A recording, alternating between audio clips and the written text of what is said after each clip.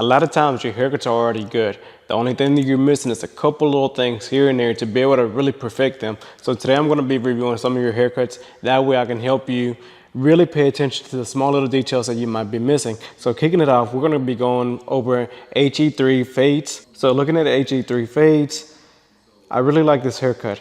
So the reason why I really like this haircut is because I can see that you're doing a really good job on fading in and out. Now the only thing, and this is going to be one of the most common things that we're going to be seeing.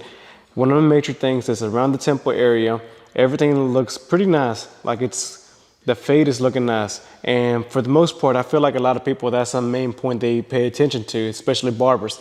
Barbers always really focus in this area, which I can understand why, because that's the part that a lot of clients are going to be seeing. So whenever a client goes and looks in the mirror, the first thing they're going to be looking at is on the side, and they're going to be able to see this part. So that is a good strategy as well. That's going to be the point you want to really be able to sell to your client. But the back area is always one of the areas where a lot of barbers kind of have a little downfall. So you got to keep in mind, and that's where people's hair is the most dense and the darkest. So you always want to make sure that you spread out the blend towards the back some more. And of course, towards the back of the head, that's whenever you start running into indentions. So in this area, I can see there's still a really dark spot, and that's caused because of an indention. So what I would recommend in that area, I would recommend going in with a number 1 and point cutting, and maybe even a 1.5 guard. All you have to do on this one is point cut into it, and it would be flawless. And then same thing in the back. Like I said, in that back area, I do feel like you did a really good job shaving it down, but as you got towards the middle, there's a really harsh line. And once again, I feel like that comes from you not spreading out your blends. All within this temple area, your guideline was consistent. Everything was consistent. Let me go ahead and show you. So you did a number 1 all throughout this area. And once you got to the back, you did a number 1 in that area as well.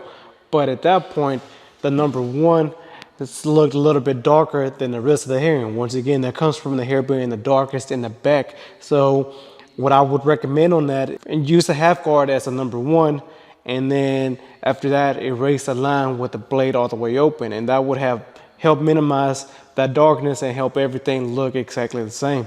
Now looking into some of your other cuts are looking pretty fire. Like this mohawk right here, like a burst fade, is looking pretty good.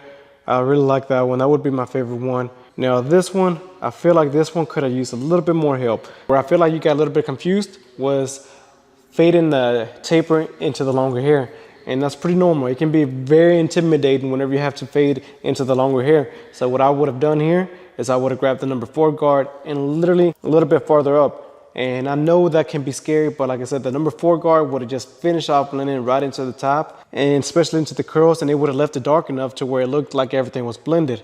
Now, as we head towards back, I can tell you were a little intimidated by his curls. Like once again, that can be very intimidating.